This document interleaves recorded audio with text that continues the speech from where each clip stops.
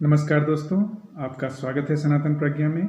मैं डॉक्टर रमेश सिंह पाल, वैज्ञानिक, लेखक, आध्यात्मिक विचारक। दोस्तों, कठोपनिषद में एक कथा आती है नचिकेता की। वह कथा वस्तुतः नचिकेता को मृत्यु के पास भेजने की नहीं है, वह गुरु के पास भेजने की है। कहानी यूं है कि नचिकेता के पिताजी एक बड़ा यज्ञ कर रहे थे। यज्ञ के बाद पिताजी ब्राह्मणों को दान दे रहे थे कि नचिकेता भी पास में ही बैठा था। एक छोटा सा बच्चा, जरा सा बच्चा, जिज्ञासाओं से भरा हुआ, बिल्कुल निष्कपट सरल चित्त बालक, वह बाप की बेईमानियां देख रहा था। वहीं बैठा बैठा बाप ब्राह्मणों को ऐसी गाय दान कर रहे थे जो बिल्कुल ही वृद्ध थी, जो दूध कई दिनों पहले देना ही बंद कर चुकी थी। नचिकेता ने जब यह देखा तो उसने पिताजी से कहा, पिताजी, ये गाय किस लिए दे रहे हैं? इनमें दूध इत्यादि तो है नहीं।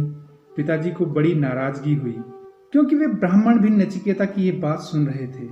सरलचित बच्चे अक्सर चालाक चतुर माँ बाप की पोल खोल ही देते हैं। नचिकेता अपने पिताजी से पूछता ही चला जाता है, लेकिन पिताजी कुछ नहीं सुनते, क्योंकि शायद बाप महादानी होना चाहते थे। तो इस पर नचिकेता पूछता है कि पिताजी, मैं भी आपका ही हूँ और मैं भी किसी काम का नहीं हूँ, तो आप मुझे किसे दान देंगे? क्या करेंगे मेरा? दोस्तों, ये बात थोड़ी विचारणीय है, क्योंकि हम लोग व्यक्तियों पर भी परिग्रह कर लेते हैं।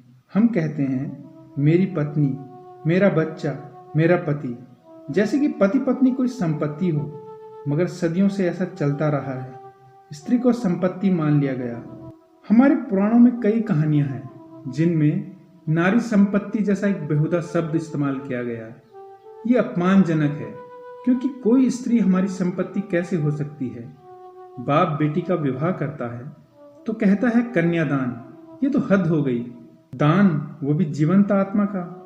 हम हैं कौन दान करने वाले? यह आत्मा हमारी नहीं है, हम दान कर रहे हैं। जरा एक आत्मा पैदा तो करके बताओ, फिर दान करना। हम जो पैदा नहीं कर सकते उसके मालिक कैसे हो सकते हैं? हम जो पैदा कर सकते हैं केवल उसी के मालिक हो सकते हैं, लेकिन हम जो पैदा नहीं कर सकते उसके हम मालिक भी नहीं हो सकते। बच्चे भले ही हमारे माध्यम से संसार में आए हैं, हम भले ही उनके लिए एक रास्ता बने हों, लेकिन यह आत्मा आती तो परमात्मा से ही है। हम आत्मा को हमारा मालिकाना हक नहीं मान सकते। गाय भी हम पैदा नहीं कर सकते। ये वृक्ष, जमीन, हवा, पानी, ये क्या हमने पैदा किए हैं? इस संसार में जो भी मूल्यवान है, जीवंत है, कुछ भी पैदा नहीं किया जा सकता। तो नचिकेता ने पूछा कि पिताजी, आप सदा कहते हैं कि मैं आपका हूं, तो क्या आप मुझे भी दान कर देंगे?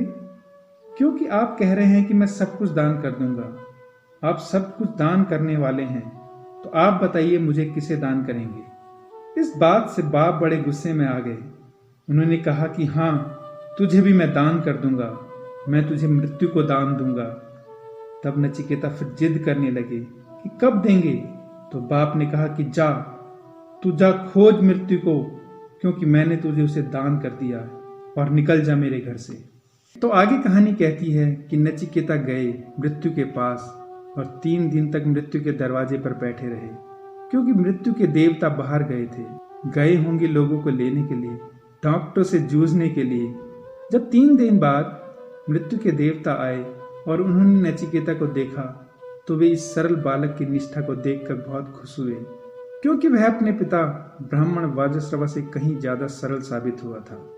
अद्भुत साहसी बालक था नचिकेता। बाप ने तो भले ही क्रोध में कहा कि मैं तुझे मृत्यु को देता हूं, लेकिन ये सचमुच में चला आया। इसने मान ही लिया। इसने थोड़ा भी नानुकुर नहीं की। इसने यह नहीं कहा कि मैं नहीं जाऊंगा या मैं नहीं मरना चाहता। इसने कहा कि ठीक है, जब पिता कह रहे हैं तो मृत्यु को से ही दान तो दिया है, तो जाना ही पड़ेगा।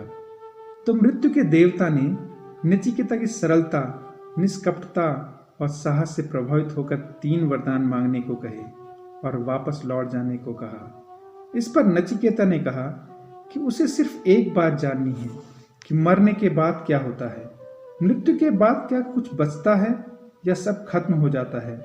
इस पर मृत्यु के देवता ने बहुत समझाया कि हे नचिकेता, तू कुछ और मांग ले, लेकिन मृत्यु के इस रहस्य के बारे में मत पूछ।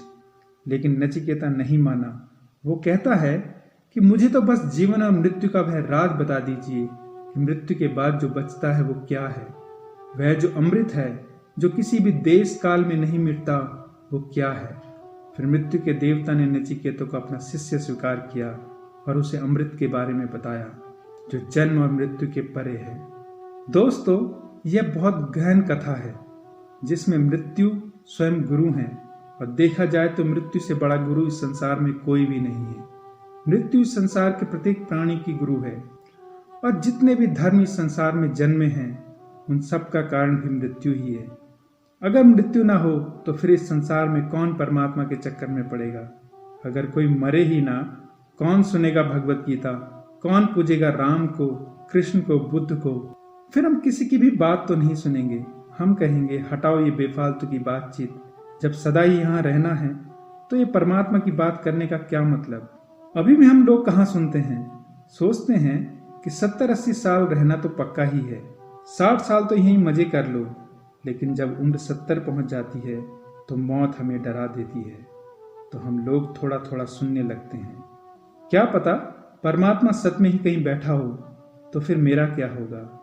इसलिए देखते हैं आप लोग मंदिरों में, मस्जिदों में बूढ़े बुढ़िया जाते दिखाई देते हैं, बैठे हैं राम राम जप रहे हैं। जवान आदमी वहां नहीं जाता। एक जवान आदमी भला वहां क्यों जाएगा? क्योंकि अभी मौत दूर दिखाई पड़ रही है।